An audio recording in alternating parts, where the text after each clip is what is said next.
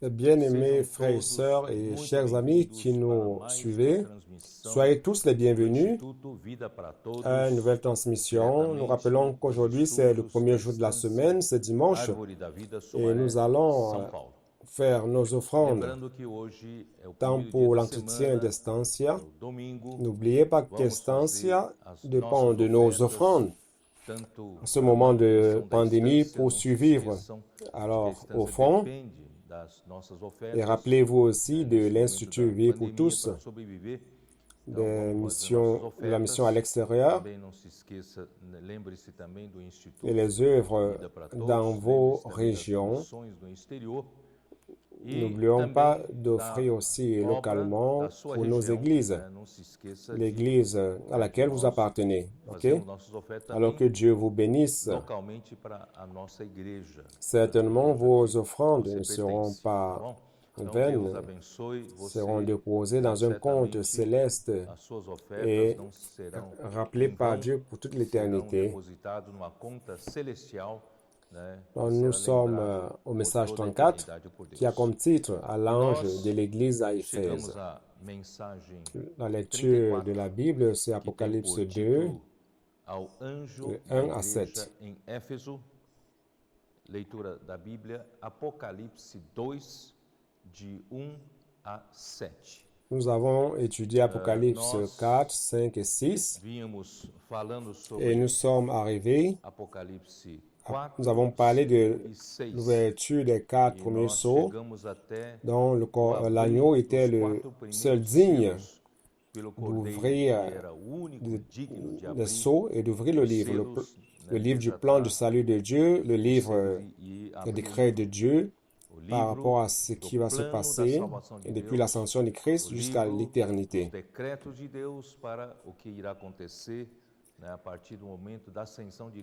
Et nous avons vu que le cheval blanc et son chevalier, c'est l'Évangile, sont sortis pour vaincre.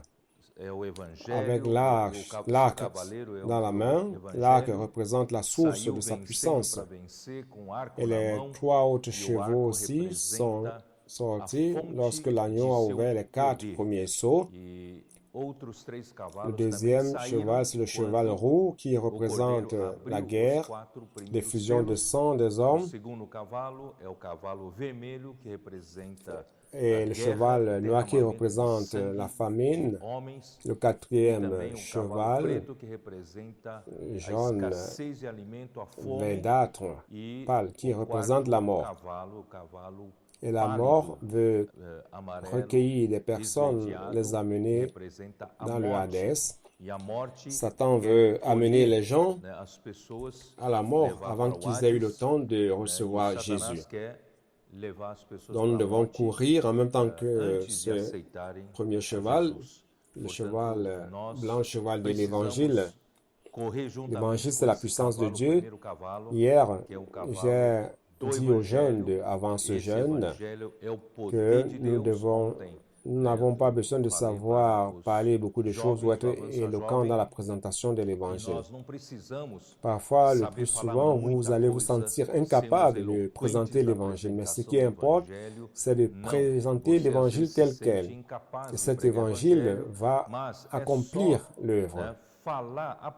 Quelqu'un a dit que l'Évangile, c'est comme un lion dans la cage. Si vous ouvrez la porte et que vous laissez le lion hors de la cage, il va faire ce qu'il a à faire et il n'aura besoin de personne pour l'aider, pour le protéger.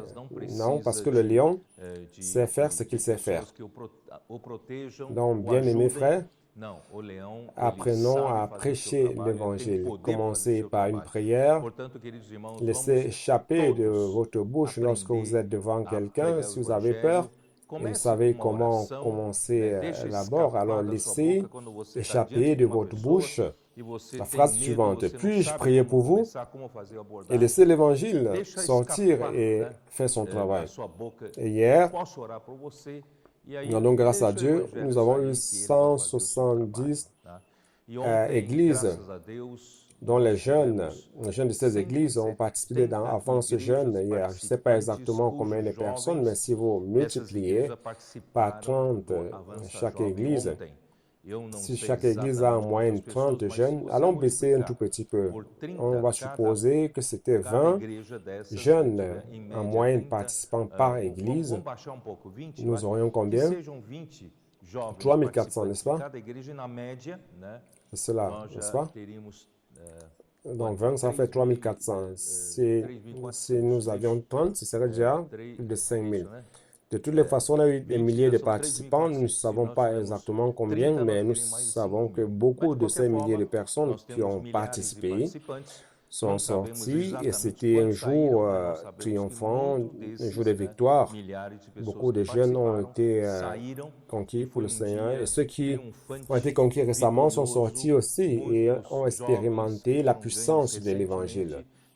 Nous rendons grâce à Dieu pour cela, car beaucoup de miracles se sont passés hier et continuent de se passer. Donc, bien aimés frères, nous suivons ce que le Seigneur nous envoie de dire et de faire. Lorsque l'Église obéit avec simplicité, l'Esprit agit et le Seigneur confirme ses paroles avec beaucoup de signes et de miracles. Rendons grâce à Dieu pour le jour d'hier, c'était un jour victorieux. Nous avons vu que le Seigneur a réellement pu susciter une armée de jeunes saints dans l'Église, dans les églises. Au moment où la foi devrait prendre en charge nos jeunes, Dieu accomplit le miracle de l'aurore, car l'avènement du Seigneur est proche. Alors, on va donc partager le message proprement parlé. En consultant le Seigneur, je suis retourné au chapitre 1, 2, 3, car nous avons passé déjà plusieurs semaines sur le chapitre 4, 5 et 6. Maintenant, on va retourner au chapitre 2 et 3. 1, 2, 3, on va parler des 7 lettres que le Seigneur a demandé à Jean d'écrire aux églises. Alors, je vais commencer par le chapitre 1, verset 1 d'Apocalypse qui dit ceci: Révélation de Jésus-Christ que Dieu lui a donné pour montrer à ses serviteurs les choses qui doivent arriver bientôt et qu'il a fait connaître par l'envoi de son ange à son serviteur Jean. Je vais demander l'aide de cette figure de Zacharie 4 pour expliquer un petit peu le verset 1 afin que vous compreniez.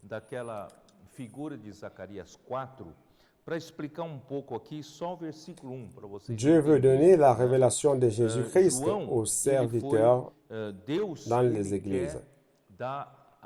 Seulement, il ne révèle pas à tous les serviteurs, mais il le fait à Jean. Alors, dans cette figure de Zacharie, chapitre 4, je peux vous montrer que Jean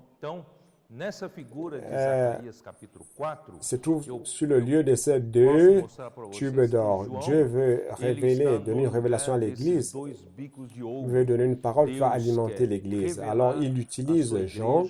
Et Jean fonctionne comme ces deux tubes d'or qui déversent l'huile dorée avec la parole de la révélation de Jésus-Christ. Seulement, ça ne va pas directement vers le chandelier, mais d'abord vers un vase. Ce vase, c'est ce que je voudrais expliquer. Ce vase représente les serviteurs, ceux-là qui réellement servent le Seigneur pour l'objectif du Seigneur dans cette ère de la fin, dont les serviteurs ont la responsabilité d'être ce contenu et aussi le distributeur, conducteur de la parole, de la révélation de Jésus-Christ. Donc, du vase sortent 7 tubes. Il y a une version qui dit que c'est 7 tubes pour chaque lampe. Donc, Dieu a besoin de beaucoup de serviteurs, beaucoup de contenu, beaucoup de distributeurs, de conducteurs. Donc, bien aimés frères, oh, qu'il est important d'avoir beaucoup de serviteurs dans l'Église. Vous pouvez être un serviteur dans l'Église. Il n'est pas important d'avoir le titre, mais vous pouvez fonctionner comme quelqu'un qui reçoit de gens la parole prophétique.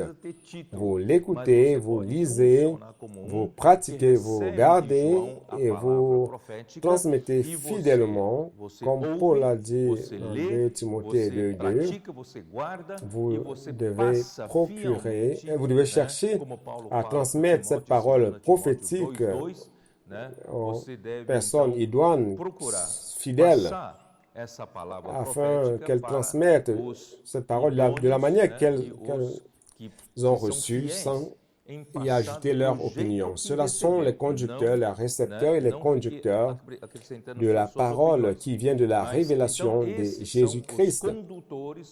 Si ces conducteurs fonctionnent bien, alors l'Église va briller comme des chandeliers d'or. Rappelez-vous que ce feu représente la sainteté de Dieu. Ce n'est pas un feu étranger, ni un feu artificiel.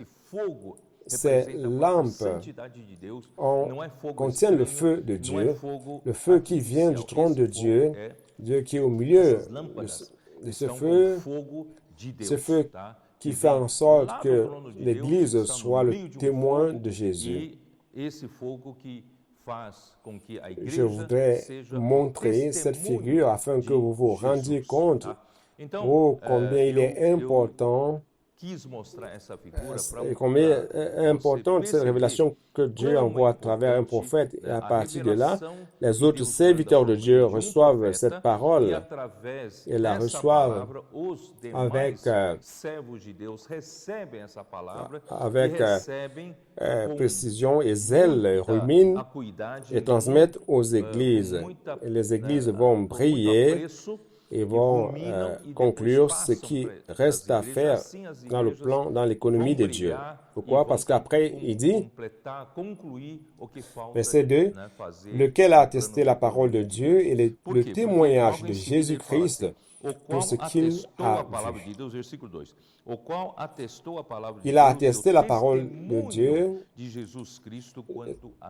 comme parole de révélation de Jésus-Christ et le témoignage de Jésus-Christ, c'est le chandelier, c'est l'Église. Le verset 3 montre comment doivent être ces conducteurs. Heureux celui qui lit et ceux qui entendent les paroles de la prophétie et qui gardent les choses qui sont écrites, car le temps est proche.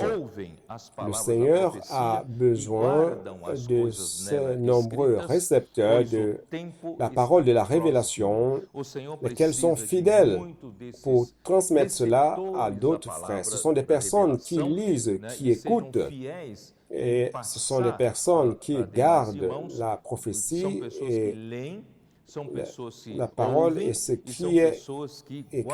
Car le temps est proche, nous sommes déjà vers la fin des temps, et Dieu a besoin de vous comme un de ses serviteurs qui soit fidèle à sa parole de révélation afin de les transmettre à l'Église et que l'Église puisse briller. Très bien. Alors, verset 9, il dit ceci.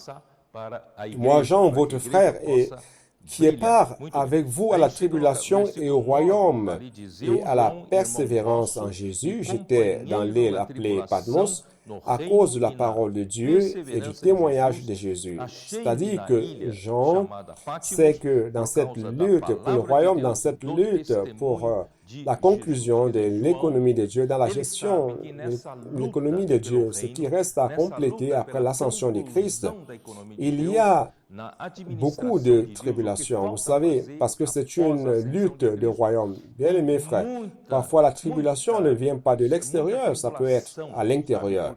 Alors nous qui sommes en avant-garde, d'ailleurs je voudrais profiter pour remercier beaucoup de nombreux frères qui m'écrivent et qui disent qu'ils prient pour nous, qui sommes devant l'œuvre. Je voudrais vous remercier pour vos prières, car c'est en cela que nous sommes soutenus. Alors, dans cette lutte des royaumes, réellement, nous traversons beaucoup de souffrances, beaucoup de tribulations, et nous luttons pour le royaume. Nous sommes des compagnons pour le royaume dans la tribulation, le royaume, et aussi dans la persévérance de Jésus.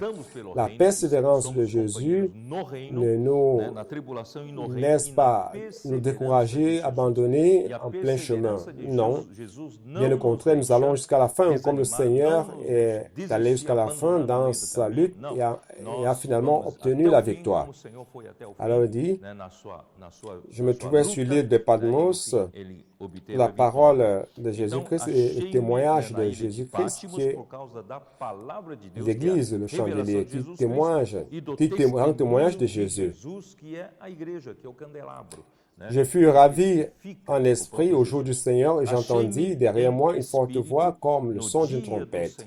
C'est-à-dire que Jean a été amené pour voir cette vision, car il a été amené en esprit. Et en esprit, il a écouté derrière lui. J'entendis derrière moi une voix forte comme le son d'une trompette qui disait « Ce que tu vois, écris-le dans un livre et envoie-le aux 7 églises, à Éphèse, Smyrne, à Pergame, à Thyatire, à Sardis, Philadelphie et à Laodicée. » Je ne vais pas détailler, mais j'avais déjà dit que ces 7 églises ont le nom de 7 villes. C'est-à-dire que Dieu a disposé l'Église de cette manière. L'Église est une seule sur le plan universel, mais elle est aussi individuelle dans chaque ville. Lorsqu'on pratique l'Église universelle et que cette Église est engendrée dans une ville pour être pratiquée comme un chandelier, alors là, c'est une ville, une église par ville. Donc, il n'y a pas d'autre nom. L'église appartient à cette ville-là. L'église est de Dieu. Je me retournai pour reconnaître quelle était la voix qui me parlait, et après m'être retourné, je vis 7 chandeliers d'or. Et au milieu de 7 chandeliers, quelqu'un qui ressemblait à un fils d'homme, vêtu d'une longue robe et ayant une ceinture d'or sur la poitrine. Alors, grâce à Dieu, ce que Jean a vu, c'est le soin que Dieu a, le soin que Jésus a par rapport à son Église. Principalement à cette ère de la fin, cette ère d'Apocalypse. Il est vêtu comme un souverain sacrificateur, mais il n'a pas la ceinture au niveau de la ceinture, mais au niveau de la poitrine, la ceinture au niveau de la poitrine, et cela représente l'amour. Donc c'est beaucoup d'amour du Seigneur en nous transmettant ces choses que nous allons parler à partir d'aujourd'hui.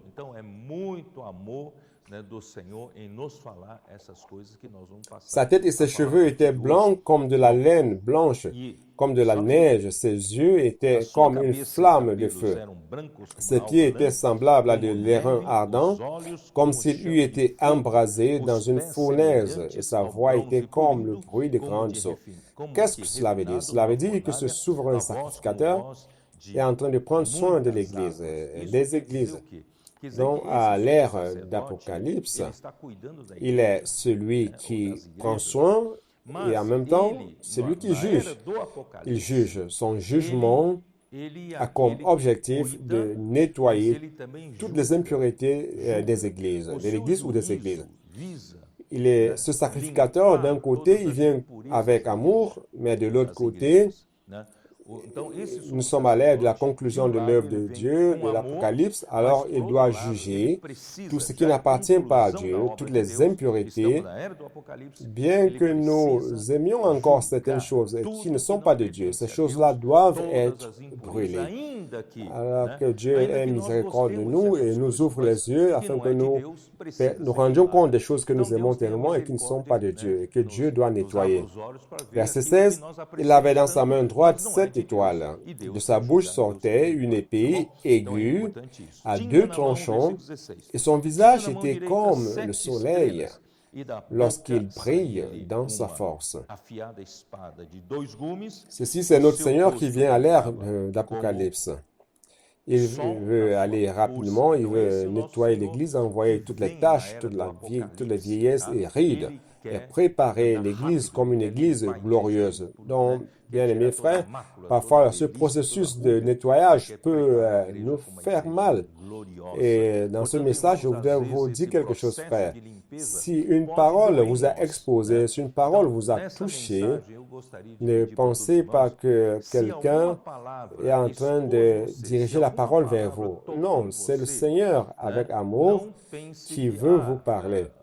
Donc, il est mieux que chacun, à partir de maintenant, que nous ayons beaucoup de sérénité et de tranquillité, afin que devant le Seigneur, que nous vérifions si ce que le Seigneur dit est pour me purifier, est-ce que ce n'est pas parce que ce n'est pas pour me nettoyer de ces impuretés, bien que nous ne nous rendions pas compte de cela. En fait, le Seigneur veut nettoyer. Ça, c'est le Seigneur qui marche au milieu des chandeliers d'or et il a dans la main droite les 7 étoiles. Je vais expliquer le verset 19. « Écris donc les choses que tu as vues et celles qui sont et celles qui doivent arriver après elles. » Celles qui sont, exactement, ce sont les 7 lettres aux 7 églises, car elles sont en train de s'accomplir et va continuer à s'accomplir avec les églises. Ce n'est pas encore la conclusion. Nous sommes à la 7R. Et celles qui doivent arriver après elles, c'est à partir de Apocalypse 4 jusqu'à l'éternité. Les choses révélées dans le livre d'Apocalypse, verset 29, le mystère des 7 étoiles que tu as vu dans ma main droite et des 7 chandeliers d'or. Les 7 étoiles sont les anges des 7 églises et les 7 chandeliers sont les 7 églises. Donc, rendons grâce à Dieu, les 7 chandeliers représentent les églises. Et les 7 étoiles représentent les 7 anges. Je vais lui expliquer cela. Donc, il est important que vous compreniez que la fonction de l'Église comme chandelier d'or, comme ce chandelier d'or, c'est de briller. Sa fonction, c'est de briller du feu de Dieu. Jésus dit, nous sommes la lumière du monde. La lumière du monde doit illuminer tous ceux qui sont autour de nous. Et c'est splendeur du chandelier qui nous rend témoins de Jésus. Jésus-Christ n'est plus physiquement parmi nous, il n'est plus ici dans le monde physiquement, mais les personnes du monde peuvent voir Jésus à travers le chandelier d'or, à travers l'Église. À travers moi et à travers vous. Hier, je crois que beaucoup de personnes d'avant ce jeûne ont vu Jésus à travers le témoignage de Jésus, à travers le chandelier, à travers l'Église qui brille. Et merci à Dieu pour cela. Donc, je vais dire au chapitre 2, verset 1. Je vais lire un peu la lettre de l'Église d'Éphésiens. Écrit à l'ange de l'Église d'Éphèse. Voici ce que dit celui qui tient les 7 étoiles dans sa main droite, celui qui marche au milieu des 7 chandeliers d'or. Je connais tes œuvres, ton travail et ta persévérance. Je sais que tu ne peux supporter les méchants, que tu as éprouvé ceux qui se disent apôtres et qui ne le sont pas, et que tu les as trouvés menteurs, que tu as de la persévérance et que tu as souffert à cause de mon nom et que tu ne t'es point lassé. Mais ce que j'ai contre toi, c'est que tu as abandonné ton premier amour. Souviens-toi donc d'où tu es tombé. Repens-toi et pratique tes premières œuvres. Sinon, je viendrai à toi et j'ôterai ton chandelier de sa place, à moins que tu ne te repentes. Tu as pourtant ceci, c'est que tu aies les œuvres des Nicolaïtes, œuvres que j'ai aussi, que celui qui a des oreilles entende ce que l'Esprit dit aux églises. À celui qui vaincra, je donnerai à manger de l'arbre de vie qui est dans le paradis de Dieu. Très bien. Je vais lire un petit commentaire de l'histoire de l'Église de Andrew Miller. Pour André Miller, c'est un passage bien court. Il écrit par rapport à l'Église à Éphèse, il dit ceci: à Éphèse, le Seigneur détecte la racine de la décadence. Je voulais vous alerter par rapport à cela, frère. À Éphèse, le Seigneur détecte la racine de la décadence. Elle a abandonné son premier amour et elle est menacée de l'enlèvement du chandelier, à moins qu'il y ait repentance. Donc, c'était au premier siècle, nous avons appris que l'ère apostolique, nous avons appris que l'Église à Éphèse, c'est la situation de l'Église dans la première moitié du siècle, du premier siècle. Bien que apparemment, en lisant la lettre à l'Église d'Éphèse, à Éphèse, il y a beaucoup de choses positives. Mais le Seigneur est rigoureux par rapport à elle. Le Seigneur sait que là se trouve la source de la dégradation.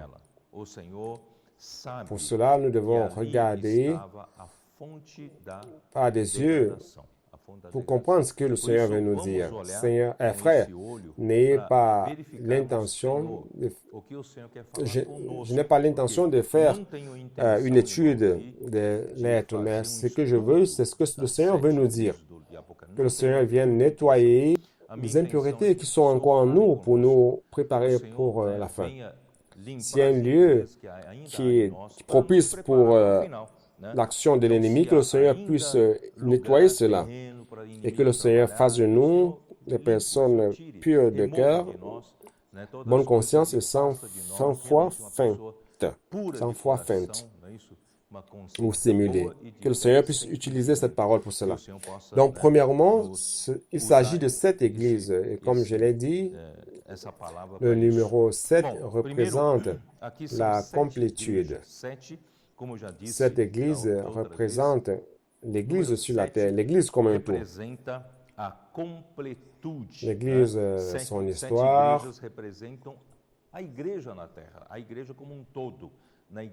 mais aussi sa prophétie, la partie qui n'a pas encore été conclue, partie prophétique.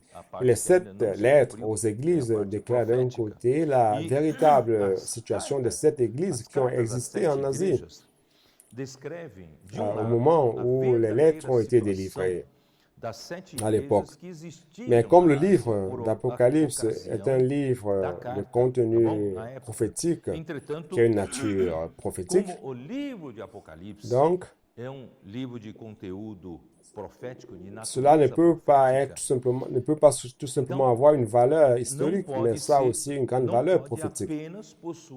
Donc, je vais lire une petite note aussi du livre L'histoire de l'Église d'Andrew Miller. Il dit ceci: sans doute, cette Église a existé dans les 7 villes mentionnées et dans les conditions qui ont été décrites.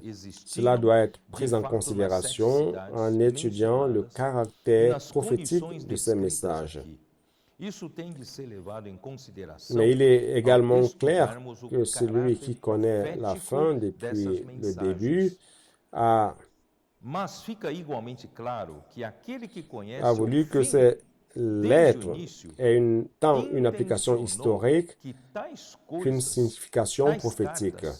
Elles ont été sélectionnées entre plusieurs, disposées et écrites pour préannoncer ce qui viendra. Limiter l'application des messages aux 7 églises d'une manière littérale des églises en Asie serait défigurer Apocalypse et Pedre, les bénédictions promises. Bienheureux ceux qui lisent et qui écoutent la parole de cette prophétie. Verset 3. La caractéristique du livre entier est celle d'un livre prophétique et symbolique. C'est dans le volume 1, page 11, pour ceux qui voudraient suivre. OK? Donc, la première lettre à l'église d'Éphèse montre déjà la situation de l'église dans sa première étape. Durant la deuxième moitié, c'est la deuxième moitié du premier siècle. Chapitre 2, verset 1, écrit à l'ange de l'église d'Éphèse. Frère,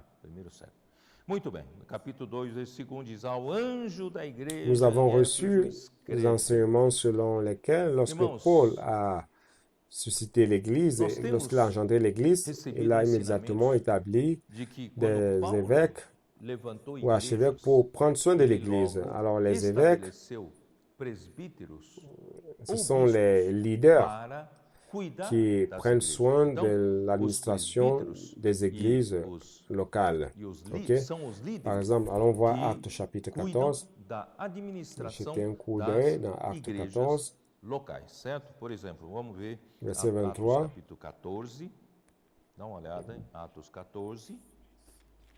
Et firent nommer des anciens dans chaque église, et après avoir prié et jeûné.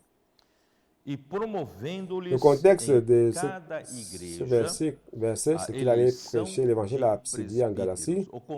Il est passé par Antioche. Il est allé à Lystre et Derbe. Et au retour, il fortifiait l'âme des disciples.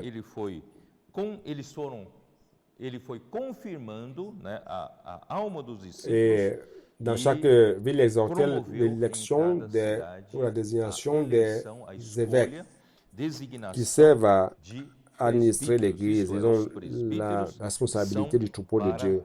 Actes chapitre 20, 17, allons-y. Chapitre 20, verset 17.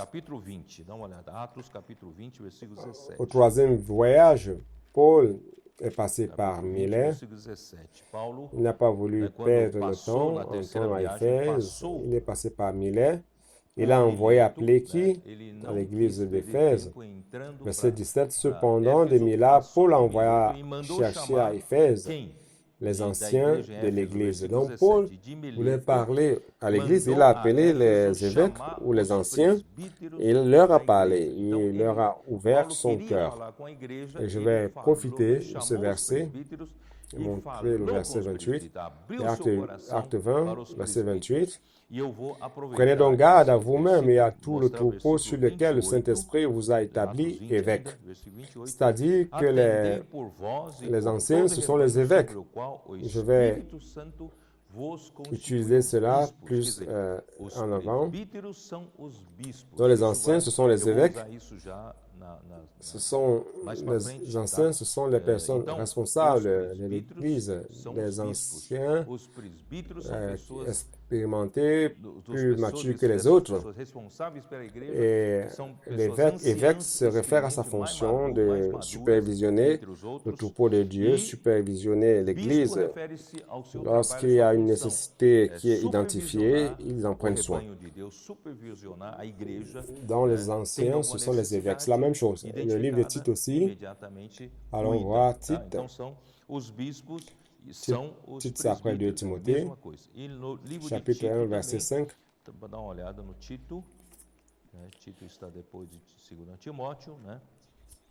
Je t'ai laissé en Crète afin que tu mettes en ordre ce qui reste à régler et que selon mes instructions, tu établisses des anciens dans chaque ville. Donc, dans une situation normale, les anciens sont ceux qui prennent soin de leur Église. Ils doivent prendre soin, ils doivent paître le troupeau de Dieu. C'est dans 1 Pierre 5. 1 Pierre 5. Verset 1 dit ceci. Voici les exhortations que j'adresse aux anciens qui sont parmi vous, Moi, ancien comme vous, témoin des souffrances de Christ et participant de la gloire qui doit être manifestée. Paissez le troupeau de Dieu qui est sous votre garde, non pour contrainte, mais volontairement selon Dieu, non pour un gain sordide, mais avec dévouement, non comme dominant sur ceux qui vous ont échus en partage, mais en étant des modèles du troupeau. Et lorsque le souverain pasteur paraîtra, vous obtiendrez la couronne incorruptible de la gloire. Donc les anciens ont été désignés, ont été choisis justement pour prendre soin de l'Église, prendre soin du troupeau de Dieu, faire avancer l'Église. Je dirais que cela ferait partie des vases, ce groupe de serviteurs qui va conduire la parole de Dieu vers les frères et les amener à les pratiquer.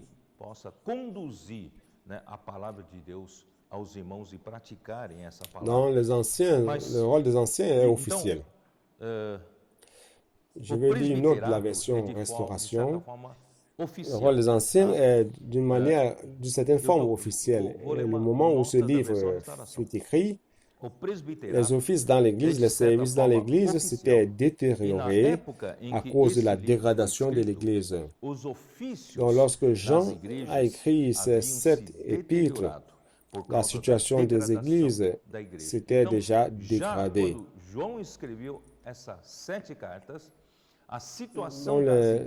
les anciens devaient être des responsables, ceux qui prenaient soin des troupeaux. Mais avec la détérioration, ils ont commencé à aimer le service, le nom et non la fonction. Dans le livre d'Apocalypse, Dieu n'envoie pas la lettre aux anciens de l'Église, mais il l'envoie aux anges des églises. Le mot ange, c'est angelos, ou de angelo, qui serait le messager ou l'envoyé. Au moment d'Apocalypse, le Seigneur n'accorde pas de l'importance à ce qui est tout simplement officiel, mais plutôt, il voudrait voir la réalité. Il met l'accent sur les messagers, les anges, à la place des anciens ou des évêques. Ce sont ceux qui peuvent réellement représenter l'Église. Maintenant, l'Église dans sa splendeur. Et comment faire cela? Il suffit d'être un fidèle conducteur de la parole, de la révélation qu'on reçoit du Seigneur et la transmettre à l'Église. Qu'est-ce qui s'est passé? Alors, ceux qui étaient les anciens aimaient la position des anciens, mais n'avaient pas de réalité. Ils ne conduisaient pas la parole de la révélation aux églises d'une manière pure. Donc, à partir de cela, au temps d'Apocalypse, aujourd'hui, Dieu est en train de chercher des anges, des messagers. Dieu est en train de chercher ces serviteurs, ces véritables serviteurs qui font l'Église briller. Éphèse, le nom Éphèse signifie désirable. Frère, l'Église a toujours été quelque chose que Dieu a désiré dans son cœur. Et justement, dans cette première moitié du 1er siècle que l'Église est apparue. Et c'était une grande espérance dans le Dieu de Dieu. C'était une Église désirable. Et de la manière dont l'Église a été engendrée, le Seigneur avait une grande espérance en elle. Cette Église a été engendrée de manière spectaculaire. Il y a tout le registre dans le livre des Actes. Nous voyons l'Esprit agir d'une manière forte. Depuis que l'Église a commencé, l'ère de l'Esprit a commencé aussi. Et l'Esprit aujourd'hui, c'est à l'ère de cet Esprit qui agit avec toute sa puissance totale, sa force totale. Nous rendons grâce à Dieu, frère, et Dieu veut rendre l'Église désirable de nouveau. Okay?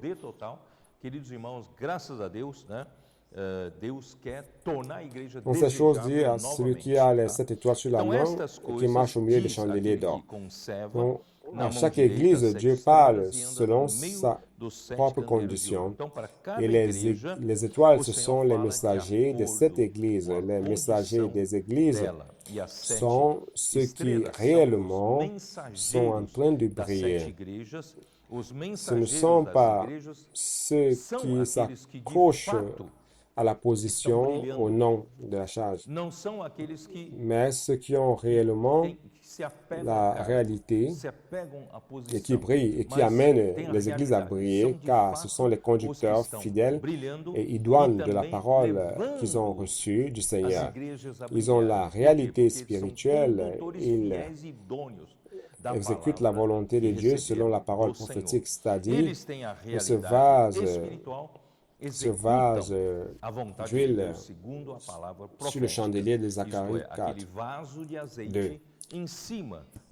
Pendant que les gens s'accrochent aux charges, ces messagers ne s'attachent pas à cela, mais en fait, en réalité, font en sorte que les choses s'accomplissent ici sur terre, exécutant la volonté de Dieu. Comme hier, donc grâce à Dieu, beaucoup ont été utilisés par Dieu comme des canaux, et la volonté de Dieu a pu être accomplie hier.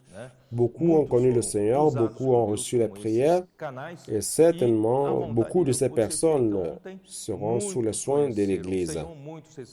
Les églises représentées par les chandeliers d'or sont de nature divine, car ce sont des chandeliers d'or.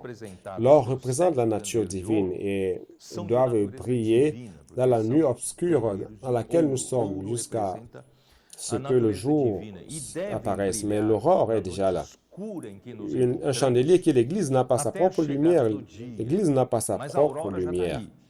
Le chandelier est un support qui soutient les lampes avec l'huile qui est l'esprit.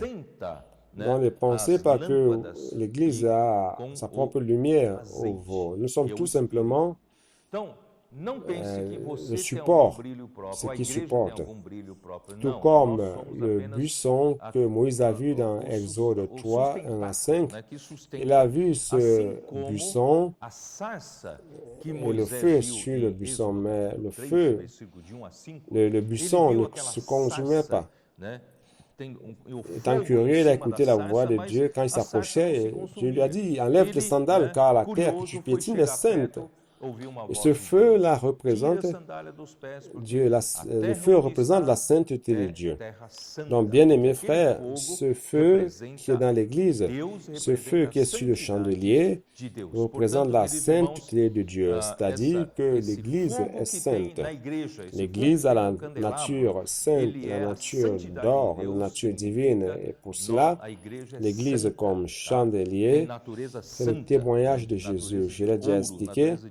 Jésus n'est pas ici physiquement, que les personnes le voient, mais à travers l'Église, les personnes vont réellement voir que Dieu est au milieu de vous. Okay? C'est pour cela que plusieurs personnes, après le contact avec les colporteurs, contact des frères, s'approchent de l'Église et se rendent compte que Dieu réellement est dans l'Église. Dieu, il y a beaucoup qui s'émotionnent, qui pleurent pour avoir trouvé leur demeure, leur foyer, leur lieu. Et c'est cette réalité que nous devons maintenir. Ouais. L'Apocalypse contient le livre de Dieu, contient la parole de Dieu qui révèle Jésus, le témoignage de Jésus-Christ qui se réfère à l'Église. Le Seigneur tient dans sa main droite les 7 églises qui sont les messagers de l'Église. Ceux qui soutiennent le témoignage de Jésus, qui maintiennent le feu allumé sur les lampes. Le Seigneur veut faire, avec cette parole, le Seigneur veut faire de vous un messager. Il veut faire de vous un ange de Dieu qui soutient, qui aide l'Église à soutenir le témoignage afin de briller dans la nuit obscure, que les gens puissent voir le témoignage de Jésus aujourd'hui. Il marche au milieu des chandeliers pour prendre soin d'elle. D'un côté, de chandeliers pour prendre soin d'eux. D'un côté, Dieu, Christ est assis à la droite de Dieu, mais de l'autre côté, comme souverain sacrificateur, il intercède pour nous. Hébreux 7, 25 dit, lui comme souverain sacrificateur selon l'ordre de Melchizedek, qui est dans le ciel, priant et intercédant pour nous. Nous avons beaucoup de faiblesses, nous avons beaucoup de défauts, d'infirmités, nous sommes encore des hommes naturels. Il y a encore beaucoup d'impuretés à enlever. Mais nous rendons grâce à Dieu car nous avons Christ. Non seulement il est assis à la droite de Dieu, il est aussi le souverain sacrificateur qui prie pour moi et qui prie pour toi. À partir de cette lettre à l'église d'Éphèse, allons ensemble, vous et moi, nous allons identifier certains problèmes. Quels sont les problèmes? Qu'est-ce qui a fait en sorte que l'Église entre en dégradation? Okay? Donc, verset 2, je connais tes œuvres et ta persévérance. Ton travail et ta persévérance. Je sais que tu ne peux supporter les méchants et que tu as prouvé ceux qui se disent apôtres et qui ne le sont pas, et que tu les as trouvés menteurs. Cela montre que l'Église à Éphèse, apparemment, a un bon côté. Ils défendent la vérité, ils connaissent la vérité, car ils ont été instruits par Paul. Pourquoi? Parce qu'à Éphèse, vous vous rappelez, au troisième voyage, Paul fréquentait la synagogue. C'est dans Actes 19, vous pourrez lire. Il fréquentait la synagogue durant 3 mois, prêchant le royaume de Dieu. Mais à cause de la réjection de Dieu, il a commencé à officier la parole. Il a dû louer un endroit d'événements qui s'appelle l'école de Tyrannus et il y a enseigné la parole durant 2 ans.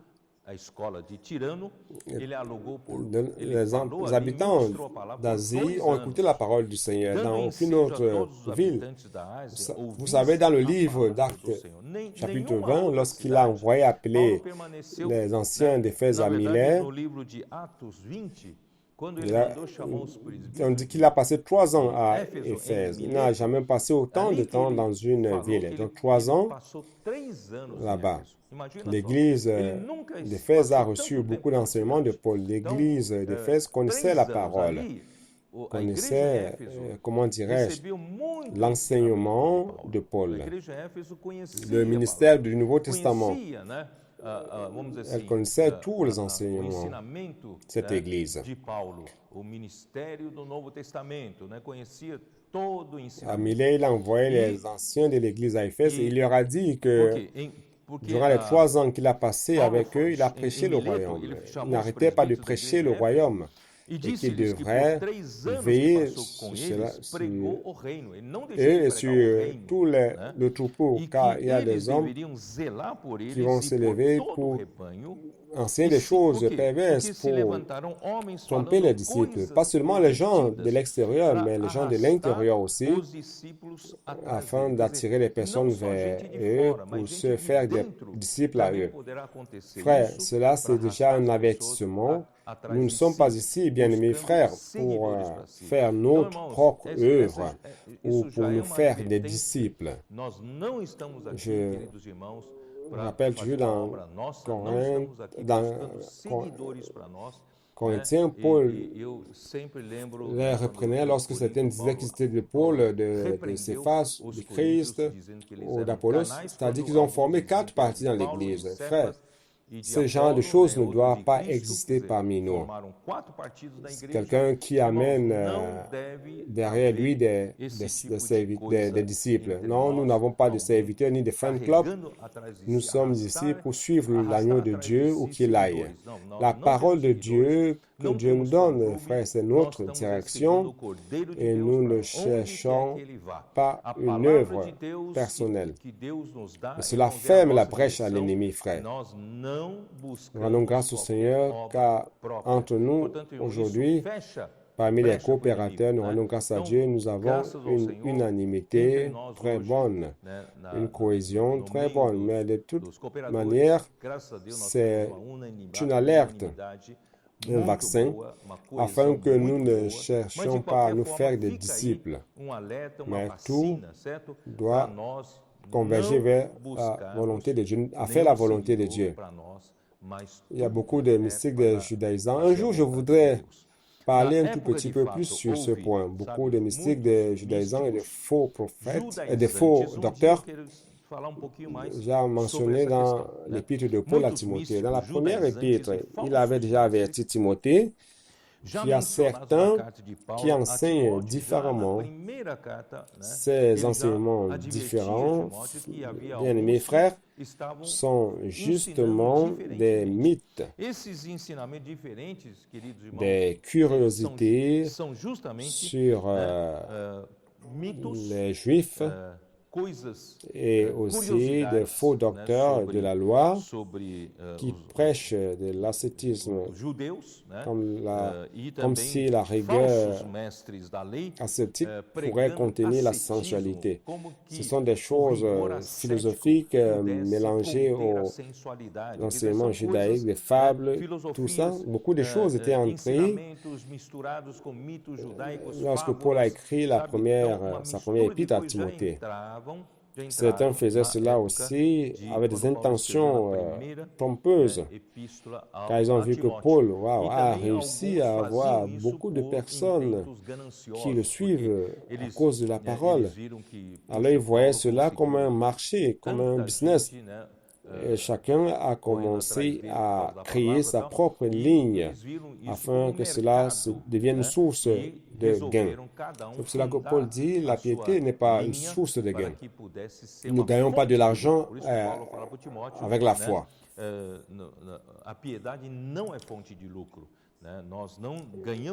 Et ces gens, pour se faire des disciples, ils prêchaient des curiosités sur l'origine du juif.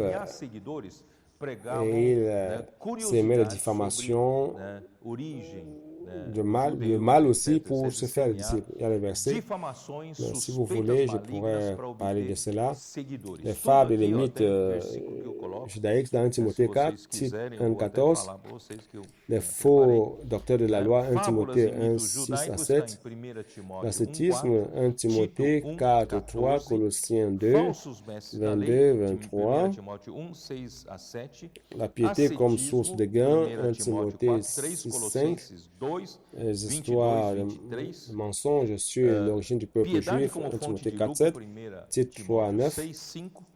Et s'aimer la diffamation et les choses malignes pour se faire des disciples, 1 Timothée 6, 4 à 5, 2 Timothée 4, 23 et Tite 3, 9 à 11.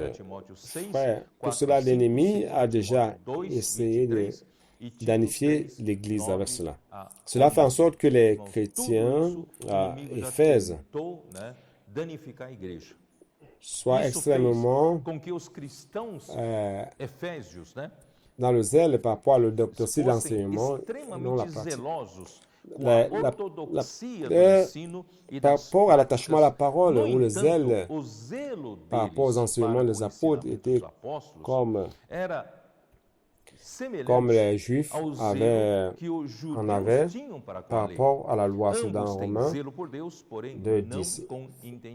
Frère, ce n'est pas le zèle littéral pour l'enseignement correct, orthodoxe et lutter pour cela. Ce n'est pas en cela que nous allons vaincre la lutte. Ce n'est pas comme cela, car l'ennemi est très subtil.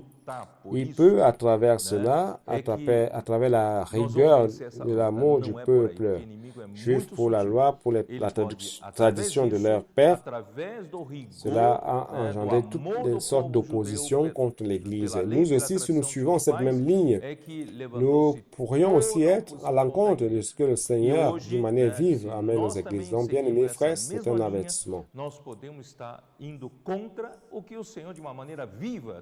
Donc, l'observation, la seule observation de la doctrine, de l'enseignement et des routines dans l'Église, les routines dans l'Église, cela finissent par substituer la foi en Christ. Et le résultat, c'est la perte du premier amour. Je vais répéter. Si vous observez tout simplement les enseignements, les doctrines et les routines dans l'Église, vous êtes habitué à votre routine dans votre église. Faites attention pour ne pas tomber dans la routine. Mais si vous allez à travers la parole vive et permettez que l'Esprit ait la liberté de conduire l'Église d'une manière vive. Donc, si nous tombons dans une simple observance de la doctrine et de la routine dans l'Église, nous allons finir par substituer la foi en Christ. Nous n'allons pas avoir la foi en Christ. L'Esprit conduit d'une manière vive, bien que nous ayons la parole comme base, mais l'Esprit va où il veut aller. Et nous devons avoir cette flexibilité et donner de la liberté à l'Esprit d'agir. Et le résultat, c'est la perte du premier amour. Si vous perdez le premier amour, vous perdez la vie vive de l'Esprit. Lorsque l'essence de la foi est perdue, l'autorité de la parole de Dieu est mise de côté. Et la volonté de Dieu, la volonté humaine prévoit dans l'Église. Donc, frères, faites attention à cela. Je vais répéter. Lorsque l'essence de la foi est perdue, l'autorité de la parole de Dieu est mise de côté et la volonté humaine prévaut dans l'Église. Ça, c'est la subtilité de l'ennemi de Dieu. Verset 3, et que tu as de la persévérance et que tu as souffert à cause de mon nom et que tu ne t'es point lassé,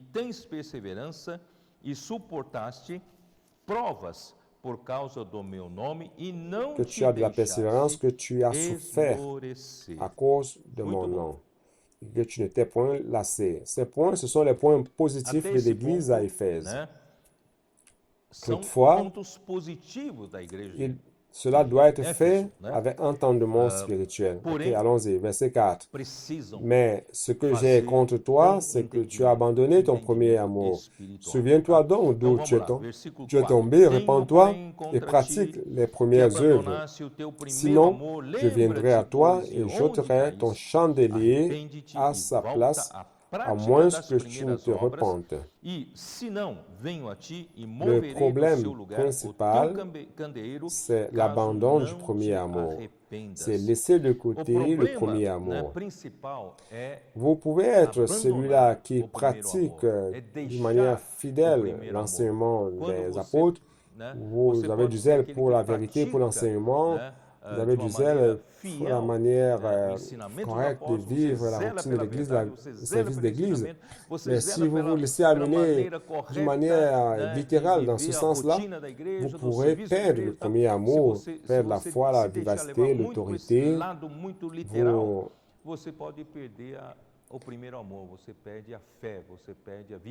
C'est pour cela, bien-aimés frères, que nous voyons l'importance de la parole prophétique. Elle vient pour nous renouveler, nous donner une nouvelle direction.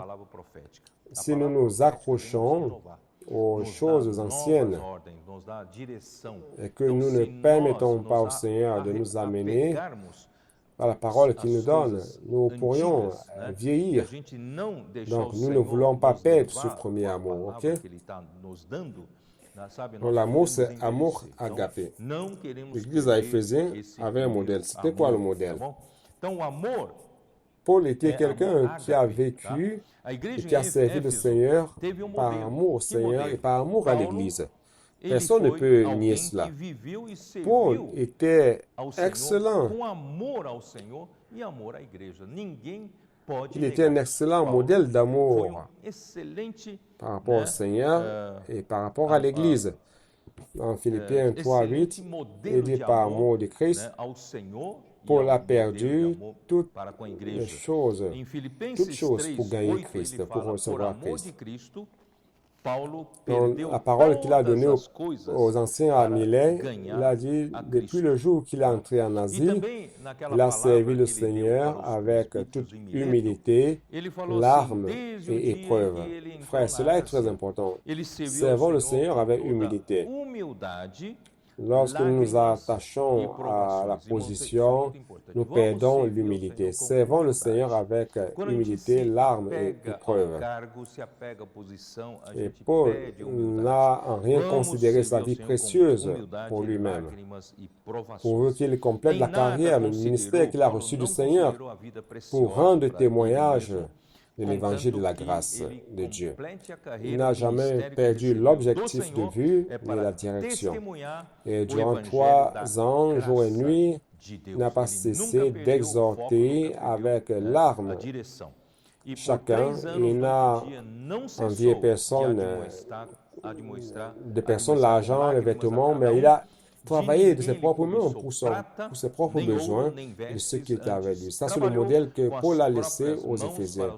Dans son premier voyage, les Juifs ont persécuté Paul et Barnabas, Antioche et Pisidie, et ont fait en sorte qu'ils sont partis à Icône. Et à Icône, ils ont dû fuir pour aller à Lystre. Pourquoi? Parce que les Juifs d'Antioche et d'Icône sont allés exciter la multitude à lapider Paul. Et Paul a été entraîné hors de la ville, fouetté, laissé comme mort. Vous voyez donc, Paul, lorsque les disciples sont venus autour de lui, Paul qui était laissé pour mort s'est levé et entré dans la ville de Lystre. Et le jour suivant, il est allé avec Barnabas à Derbe pour prêcher l'évangile. Vous voyez donc, cet esprit, cette simplicité, cet amour pour le Seigneur, l'amour pour l'évangile n'est pas se faire de soucis de sa propre vie. Ce sont les exemples d'action, les exemples d'action qui sont mus par le premier amour. Ça, c'est le premier amour. C'est dans Actes 13, 50 jusqu'à 14 et 20. Frères, c'est cet amour qui doit nous mouvoir. Ce n'est pas notre fonction, notre position. Il ne s'agit pas d'avoir des disciples, mais nous devons tout faire étant motivés par l'amour. En Timothée, puisqu'on étudie déjà Timothée, j'aime beaucoup ce verset, 1 Timothée 1, 5. 1 Timóteo, já que estamos estudando Timóteo, 1 Timóteo 1, 5, eu gosto muito desse versículo. Le but du commandement, c'est un amour. Frères, nous devons servir le Seigneur, servir l'Église, motivé par cet amour. C'est l'amour venant d'un cœur pur, d'une bonne conscience et d'une foi sincère, ou une foi sans hypocrisie. Bien, mes frères, luttons pour avoir cela, luttons pour avoir un cœur pur, toujours pur. S'il y a quelque impureté pour la fonction, la position, la gloire, la célébrité, que le Seigneur nous nettoie, car nous sommes des hommes, nous ne sommes pas délivrés de cela, nous ne sommes pas libres de cela, mais que le Seigneur puisse nous en délivrer, qu'on maintienne toujours un cœur pur et une bonne conscience, ne rien faire qui affecte notre conscience. Notre conscience ne peut pas être cautérisée par des erreurs successives et des persistances dans les erreurs. Nous devons toujours nous nettoyer. S'il y a quelque chose qui ne va pas bien, si on n'a pas la paix, nettoyons-nous devant le Seigneur, ayons la foi, ayons la paix, n'est-ce pas? Et d'une foi sans hypocrisie. Nous ne devons pas feindre, nous ne devons pas avoir une apparence spirituelle devant les frères. Je suis celui que je suis.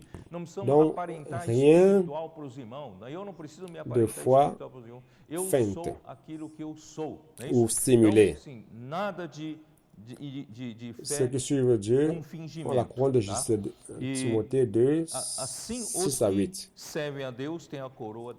Et le Seigneur Jésus lui-même, l'exemple du Seigneur Jésus, de servir Dieu et les hommes avec un si grand amour, c'est de cela dont nous avons besoin.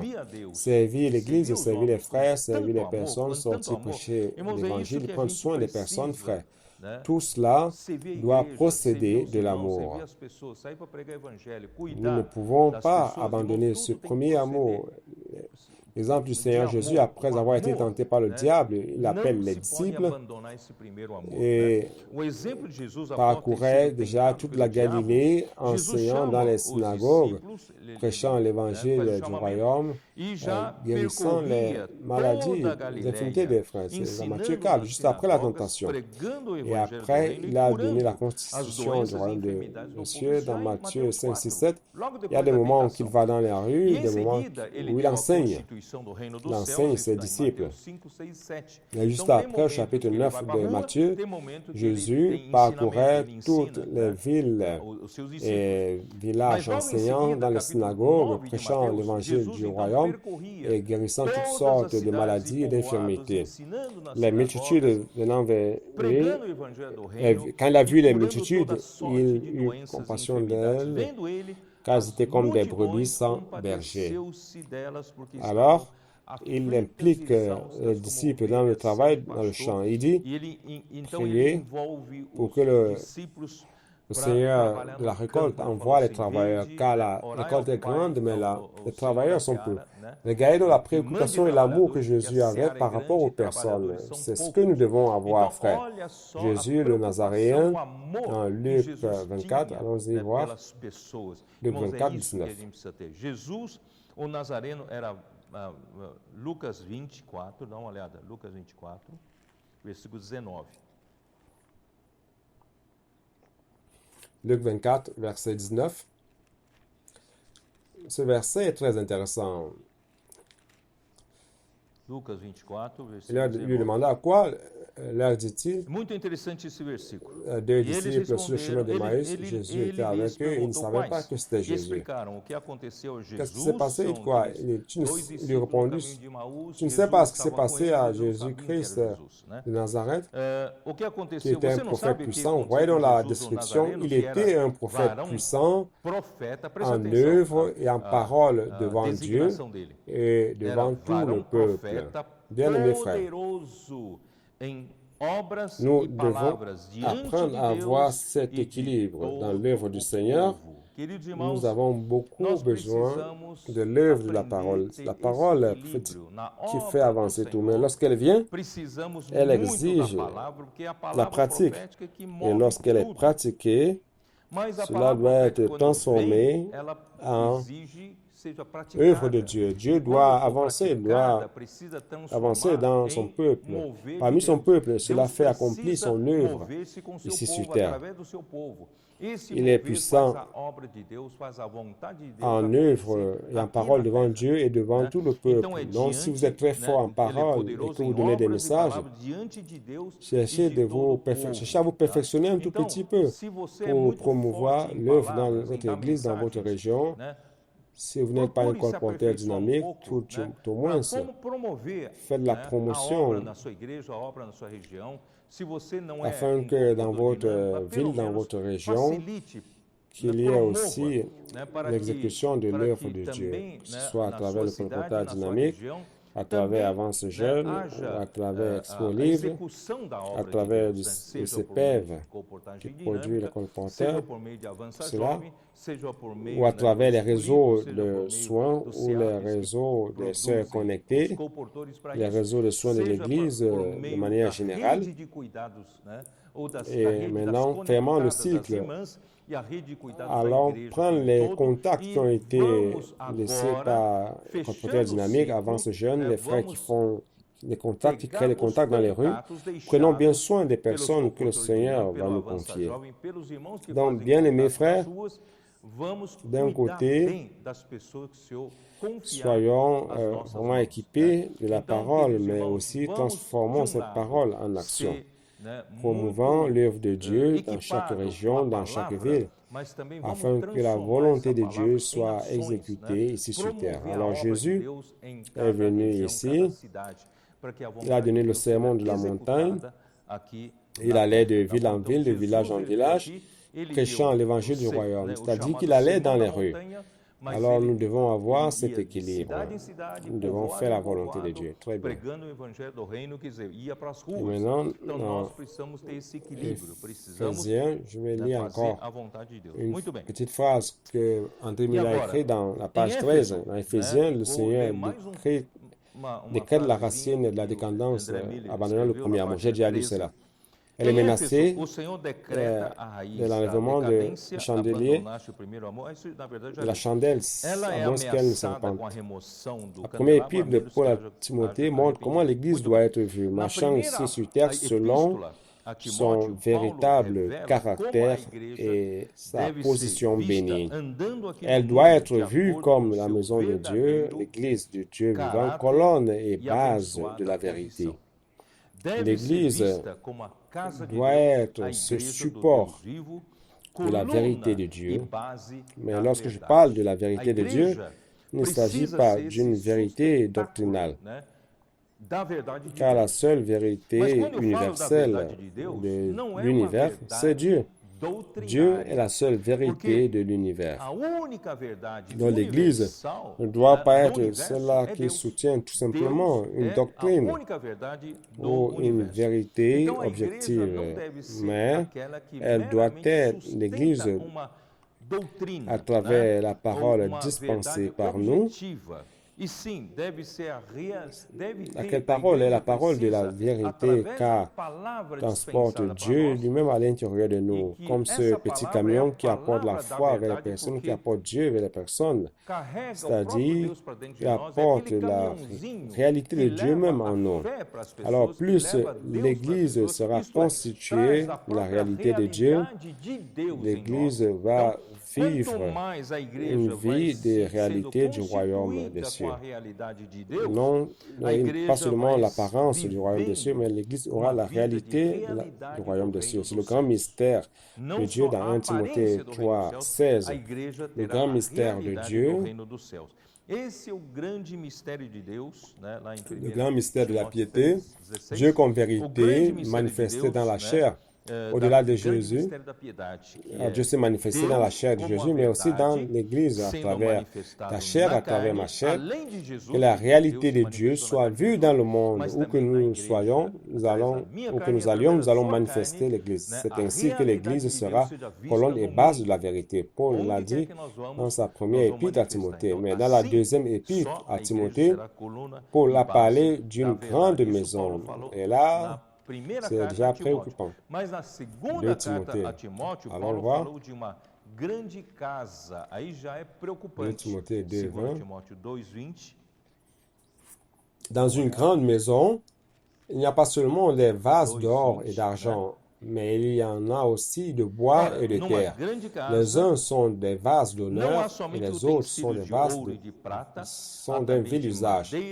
Si donc quelqu'un se conserve pur en s'abstenant de ces choses, il sera un vase d'honneur sanctifié, utile à son maître, propre à toute bonne œuvre. C'est-à-dire, Paul était ce vase d'or et d'argent, étant l'évangile d'une manière sincère et authentique. Il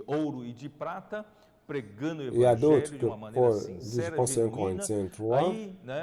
Je vais lire 1 Corinthiens 2, 3.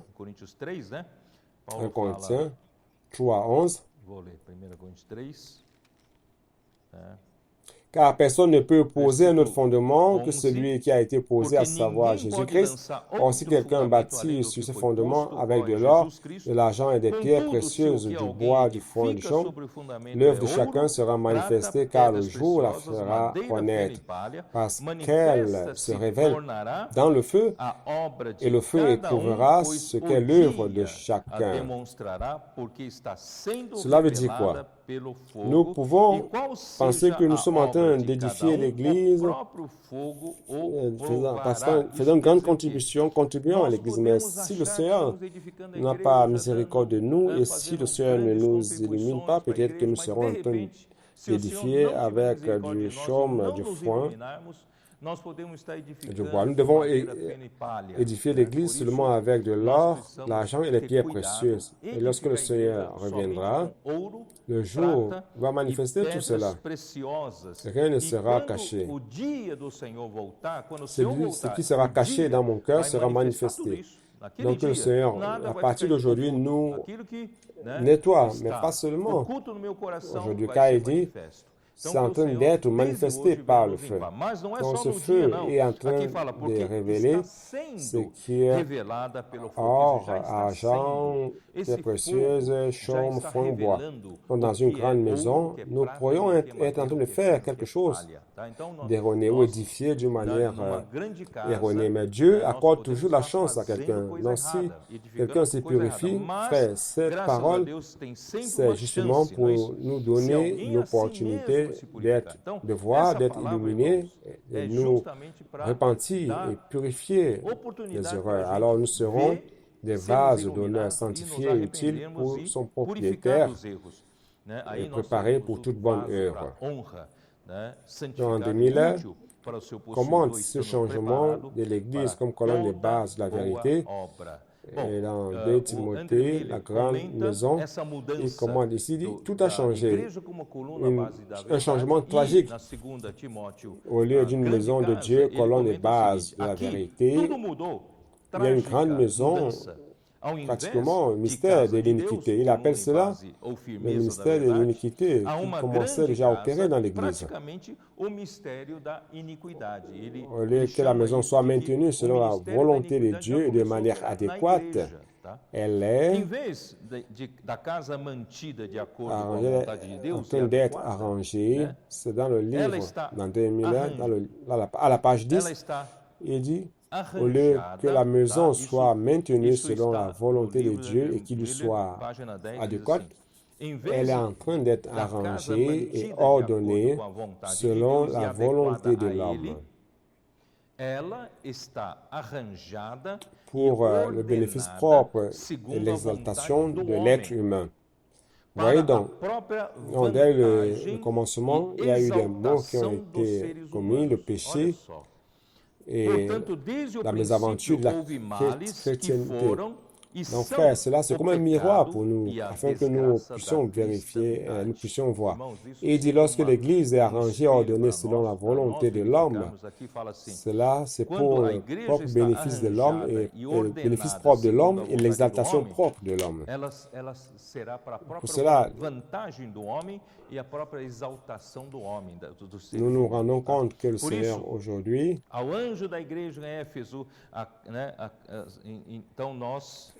n'envoie pas la lettre à ceux qui s'attachent juste au nom de la fonction, mais plutôt à ceux qui ont la réalité et qui réellement alimentent l'Église avec l'Esprit, avec la parole, amenant l'Église à briller. Okay?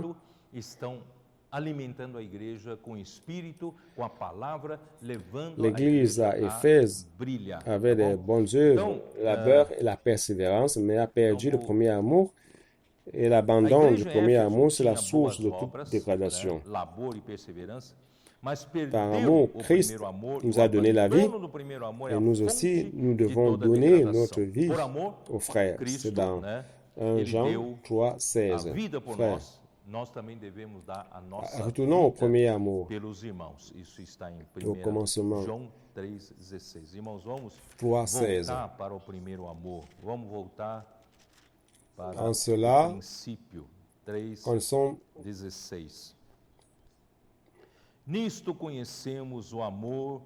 nous avons connu l'amour qu'il a donné sa vie pour nous, et nous aussi, nous devons donner notre vie pour les frères. Donc, c'est cela qui fait avancer l'Église. Et l'Église d'Éphèse devait retourner à cette verset 4, 7, chapitre 4, verset 7. Bien-aimés, aimons-nous les uns les autres, car l'amour est de Dieu, et quiconque aime est né de Dieu et connaît Dieu. Celui qui n'aime pas n'a pas connu Dieu, car Dieu est amour. Oh Seigneur Jésus. Não conhece a Deus, pois Deus é amor. Verset 16. Et nous avons connu l'amour que Dieu a pour nous. Et nous y avons cru. Dieu est amour, et celui qui demeure dans l'amour demeure en Dieu. Et Dieu demeure en lui. Tel il est, tel nous sommes aussi dans ce monde.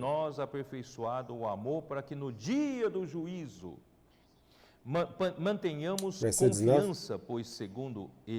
Pour nous, nous l'aimons parce qu'il nous a aimés le premier. C'est ce premier amour, ce meilleur amour vient de Dieu. Donc, frère, maintenant toujours cet amour dans sa fraîcheur, la fraîcheur de la vie, et non pas tomber dans une recherche de position ou de bénéfices, son propre bénéfice ou son propre gain. Nous sommes ici par amour du Seigneur. Si on perd l'amour, c'est parce qu'on a perdu Dieu, même qui est amour, on a perdu la réalité de Dieu et le chandelier ne brille plus.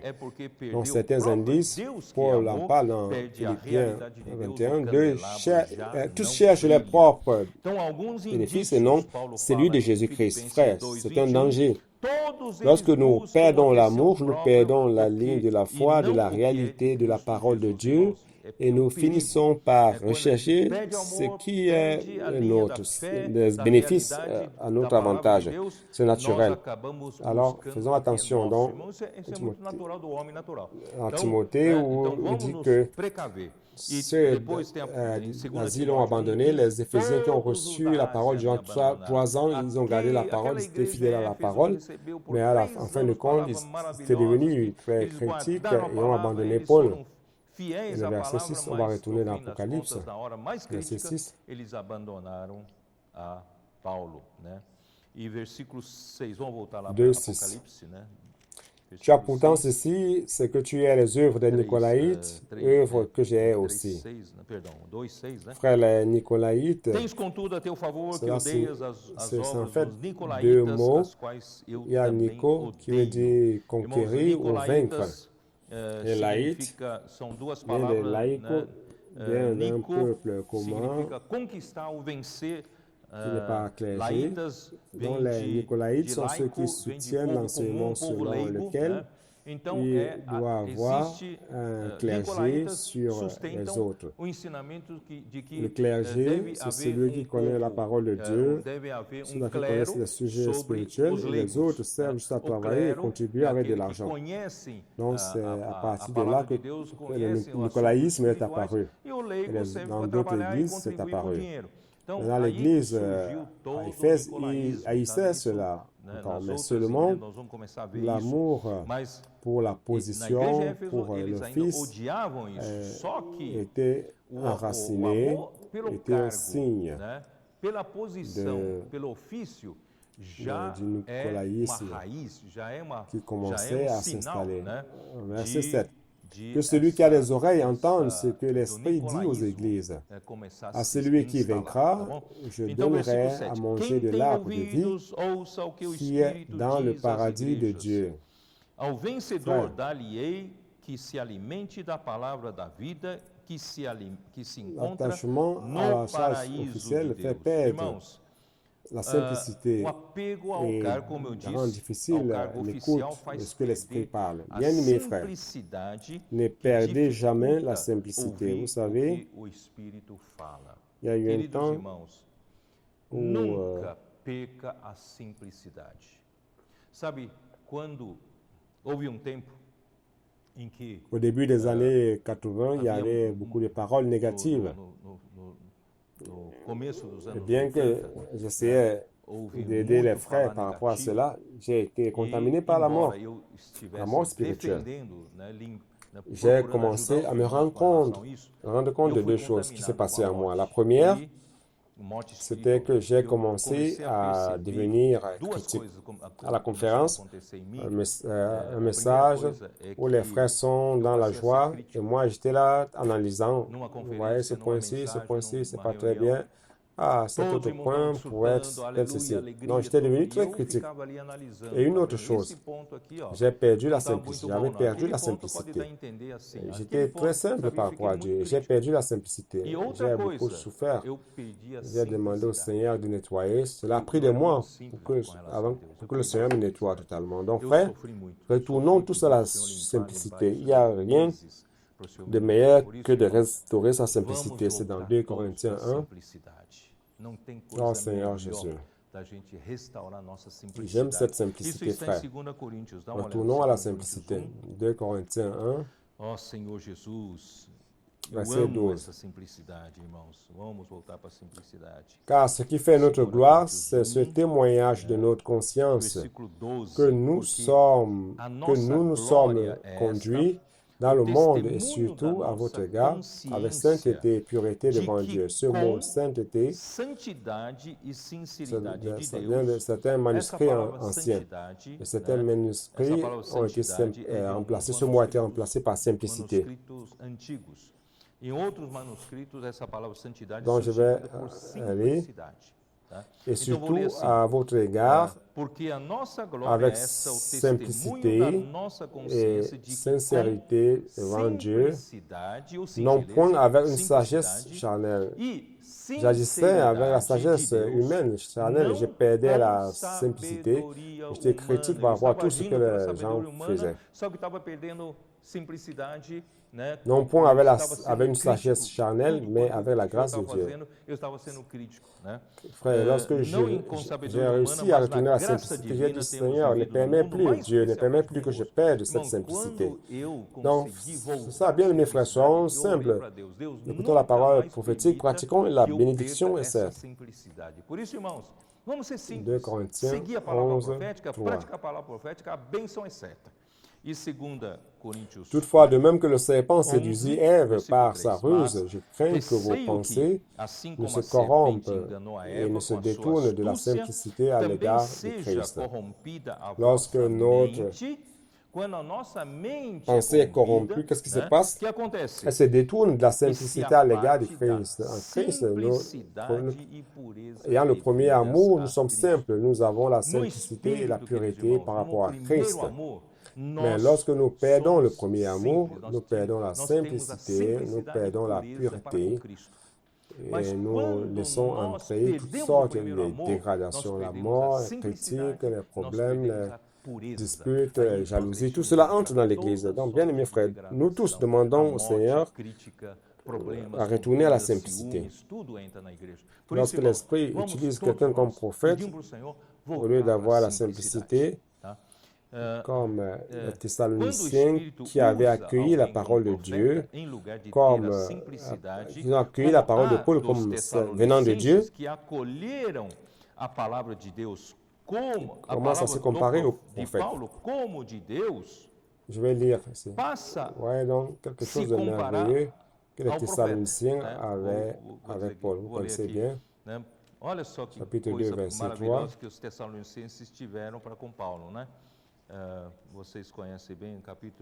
Nous avons raison de rendre grâce à Dieu quand vous avez reçu la parole de Dieu, vous avez écouté de nous, c'est Paul qui a dit, qui va parler. La parole de Paul, que vous avez écouté de nous, qui est de Dieu, vous avez accueilli non comme une parole d'homme, mais comme elle est réellement la parole de Dieu, et qui opère réellement, efficacement en vous qui croyez. Vous qui avez cru. Frère, si je suis simple, recevant la parole de Paul comme la parole de Dieu et l'accueillir, cette parole en laquelle j'ai cru, elle va opérer en moi. Je veux parler maintenant du contraire. Celui qui n'a pas la simplicité, qui ne croit pas que cette parole vient de Dieu, alors la parole n'opère pas en lui. Il va critiquer, il va dire la parole ne fonctionne pas.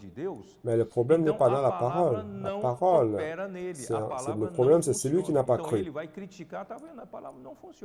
Donc, tout comme Myriam et Aaron qui sont allés, Marie et Aaron qui sont allés à Moïse, et on dit, mais Dieu, l'Éternel ne parle que par Moïse.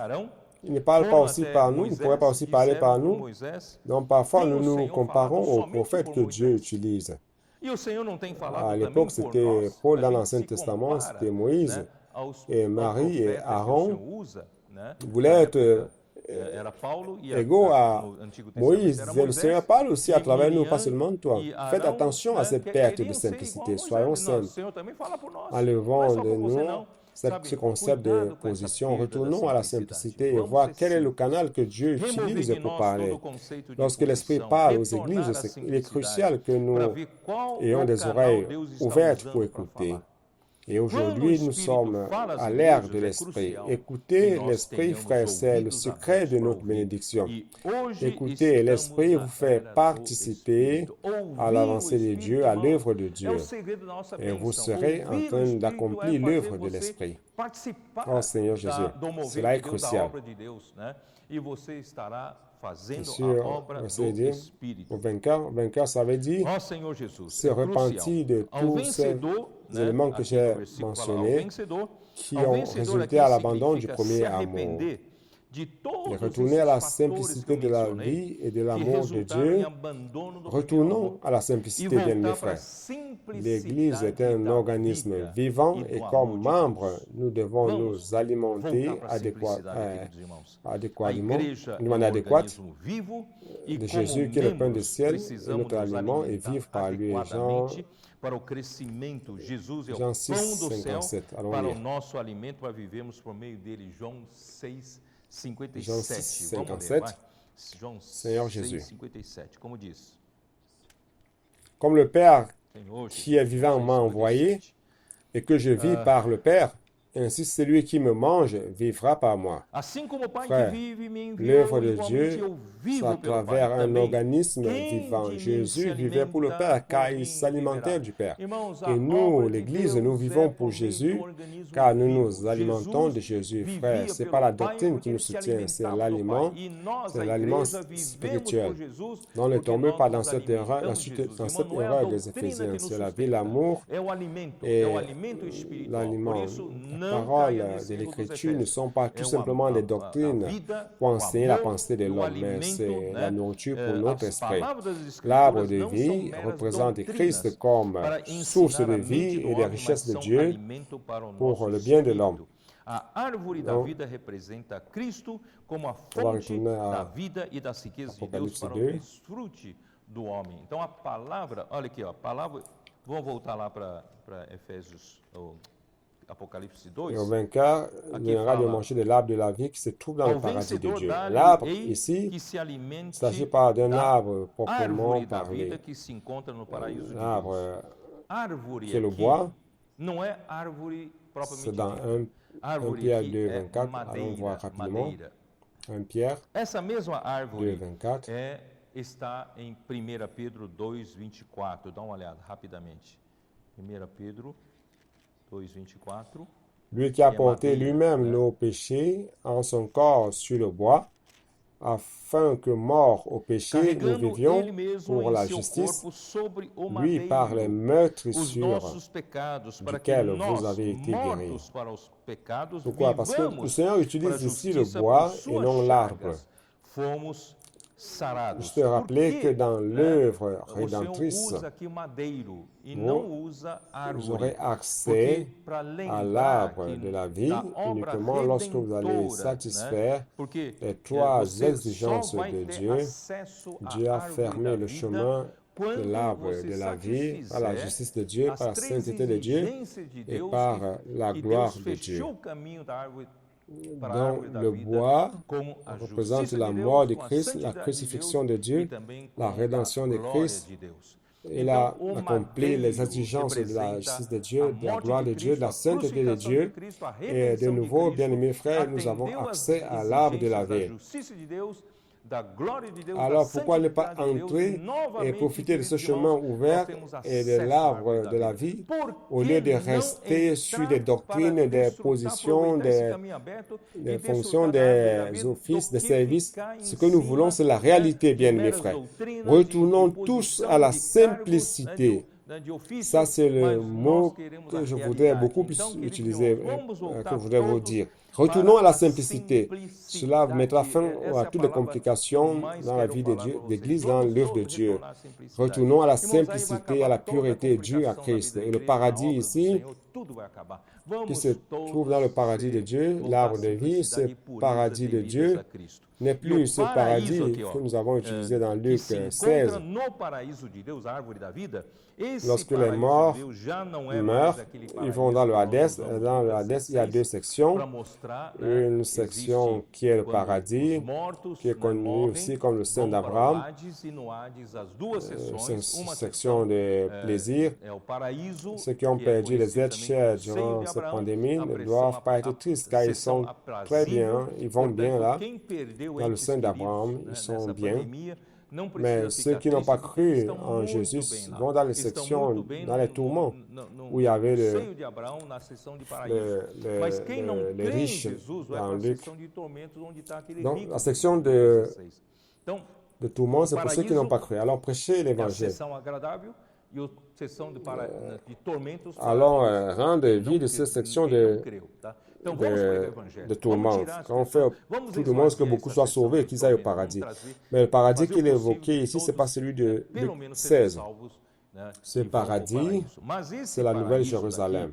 Nous aurons un paradis définitif qui est la Nouvelle Jérusalem lorsque le nouveau cieux et la nouvelle terre viendront. Pour toute l'éternité, nous allons vivre et profiter du paradis de la Nouvelle Jérusalem. Dans ce paradis de la Nouvelle Jérusalem,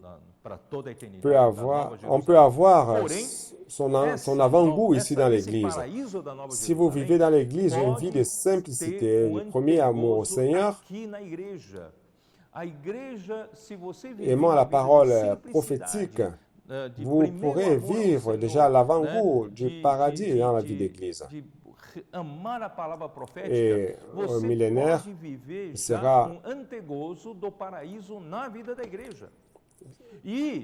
millénaire, ce sera aussi un avant-goût du paradis pour les vainqueurs. Imaginez cela, 1000 ans ayant avec Dieu, étant sacrificateur de Dieu, justement avec Christ.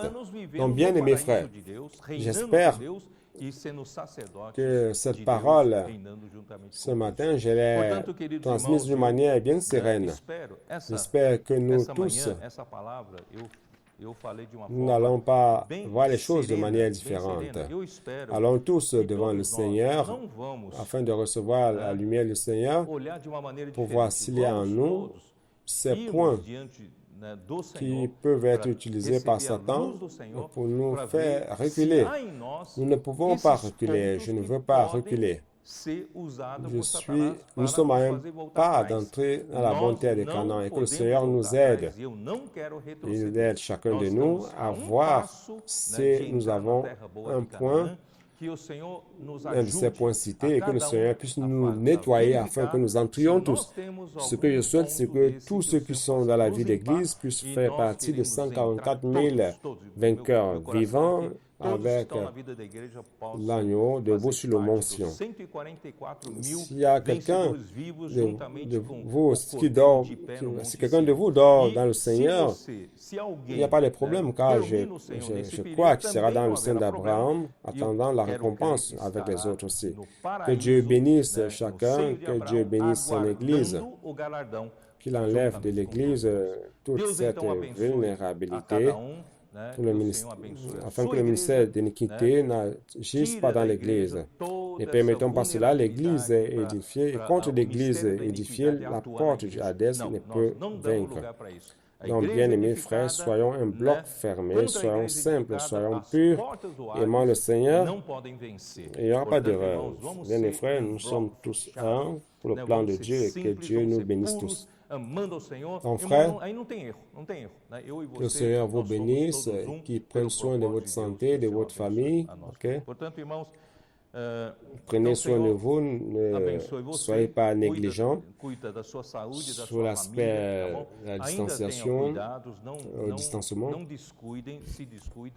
Même ceux qui ont déjà pris les vaccins, utilisez les masques aussi, qu'au moment opportun. Nous allons nous embrasser et nous voir de nouveau. Que Dieu vous bénisse tous. Amen. Nos abraçar, nos vermos novamente. Deus abençoe a todos. Amém.